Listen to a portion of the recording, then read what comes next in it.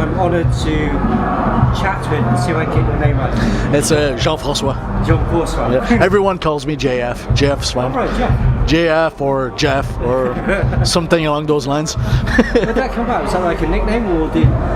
Yeah, I mean, Jean-François, like I when I was first started touring, everyone's like, they started coming with the JF thing, and I was like, it stayed. I like it. I live in Texas, in Dallas, so it's really, it's easier for the Americans to say JF than like Jean Francois.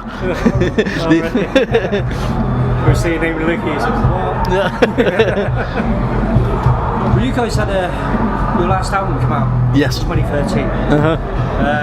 Really well received throughout the genre.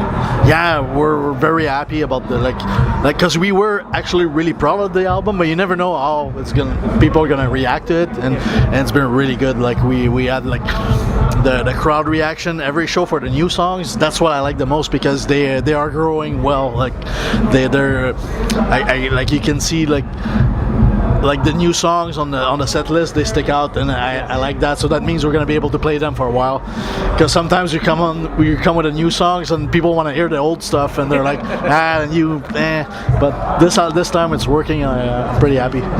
So when it comes to a show like Hellfest, yes, how would you decide what's going to be on your set list?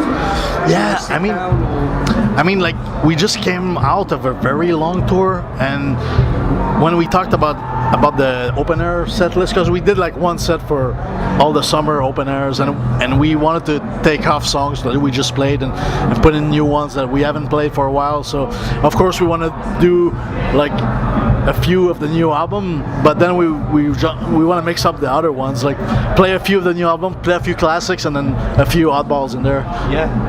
Well, especially with obviously festivals like this, you got the younger generation. Yes. That come to it that possibly were very tiny when obviously Kataklysm first came out.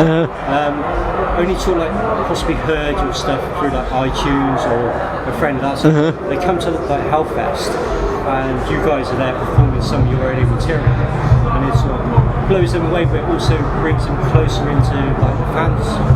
Exactly. I think for metal bands, festivals like this, it's really good, because you get your fans that comes, but you get to play to a lot of people that heard the name but never heard your music perhaps, and you gain more fans, and then like every time you come back, then we'll come back on the next headliner tour, and there'll be people going, I saw you at Hellfest, saw you there, like love the band, and it's a great way to promote the band. Yeah. Do you get like a certain buzz when you're up on stage and you look out, people, you're playing like one of your early tracks, and people are singing along and actually word for word remembering? Of course, I mean it's always a rush to see so many people at the death metal show, because what we do has always been pretty underground, and like when we tour in venues and stuff, and like to be on stage in front of so many people at once, it always blows my mind. Like even though we're playing a lot of festivals, like every single time, like wow, you look at the crowds, like it's unbelievable. So and then we're screaming our heads off, like, what do you prefer, festivals or like close tight venues? To me, it's like I don't like, whenever you play a show, it doesn't always turn out the same way. Like it's just the energy, and sometimes when you can manage to have that whole energy where you feel like the audience is like with you, and it's like one with the energy of the vibe. I think whenever we achieve that, to me that's the best kind of shows. And sometimes it happens as a festival, sometimes it happens in a club, but it's not every night. It's like one of those special events that you're like, wow, I'll remember this show forever. And I remember, like, I think one of my all-time favorite show I ever played was the festival, the Metal Fest in Czech Republic. It was years ago. It was, to me, for some reason, it was like one of my favorite shows.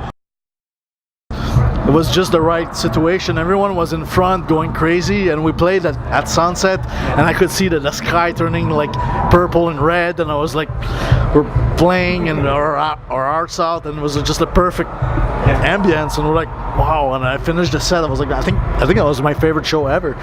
So perfection. Yeah, exactly. So what age were you when you first picked up the guitar? I was 11 or 12, and actually the very first concert I ever saw in my life was Iron Maiden, and it was on the Seven Son tour. Made in England. Yeah, which exactly they're playing tonight. So that was my first show in '88. Like they were touring in Canada. The Guns N' Roses was the support band before they blew up and got really big. And that was my first show. And the next day, I told my mom, I want a guitar. I need to play guitar, and it started from there. So that was. I'm trying to remember. That was the After the Monsters of Rock UK. Yes. Maiden headlined obviously that year, Made in England.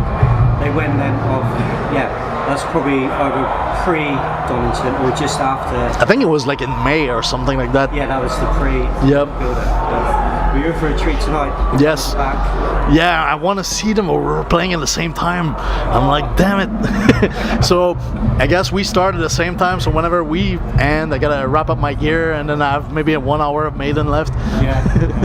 Do you still have your original guitar? No, I don't, because it's actually it's at the Nuclear Blast office in Germany. Oh. I gave it to them because I can't play it anymore. It's it's old, and it needs every time I give it to a technician, they fix it, but then it falls apart again, and it was really more of a souvenir. But I gave them to the Nuclear Blast people, and they put it on the wall in the office, and it's there. And that's nice. Whenever you go Nuclear Blast Germany, I see it. It's there. See your guitar. So what happens with you guys after today? What are you doing? We're doing the metal in Lorley. That's a pretty cool festival. We've been there before, and I'm looking forward to that one too. Then we're flying home for a week. And then we're flying back to Europe the next week, and we're going to be doing more festivals and small club shows in between. Yeah. So we're going to be here for about 2 weeks, then going to South Africa, playing 2 shows there. After that, taking a break for a month, and then we're touring North America again. So probably I think it's a 5-week tour. It's a pretty long one. And then next album, we're gonna go right into finishing the writing in the studio. Oh, brilliant. So January, February, we're gonna be in studio recording. That's the plan, and then we do it all over again. So what do you get to do when you're obviously not touring, not writing or rehearsing? How do you actually turn yourself off? Turn off? How do you relax? I just normal family life, you know. I live with my wife. We have a few dogs. Like a barbecue, and we just do the normal family thing. Like I have the first kids on the way, so I'm gonna be a dad in November. That's exciting. So no, just normal stuff really. Like people think it's like the exciting thing, but I don't know. For me, like we're on the road so much, and when your job is to go out and party and have fun with your friends, when you come home, you kind of want to do something else.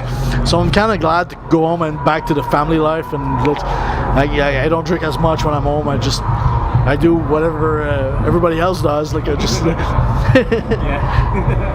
Well, brilliant. Thank you so much for taking the time out. Thanks a lot. Really looking forward to you to take to the stage later on. Like, I'm going to be running in between the two later on. So yeah, it's been a while since I've seen you guys before. So really awesome. Thank you for the interview. Thank you. Cheers.